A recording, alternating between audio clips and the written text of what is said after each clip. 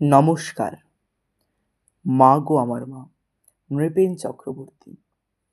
মা ছিল এক চাষার মেয়ে, বাপও ছিল তাই। 4 মানুষের ঘর ছিল সে, এক বোন এক ভাই। মা গো আমার মা, আমায় তুমি একলা ফেলে কোথায় গেলে মা? ভোর না হতে বাপ যেত সেই, লাঙল কাঁদে মাঠে, সোনার রঙের ঢেউ খেলাবে ধান। মা যেত সেই ধান ভানতে গাংনগরের হাটে। পান্তা ভাতে কাটতো তখন সকাল সন্ধেবেলা। দুঃখ তাপের অনেক জ্বালায় সে এক সুখের খেলা। ব্যস্ত ছিলাম, ভালোই ছিলাম, 4 মানুষের ঘর।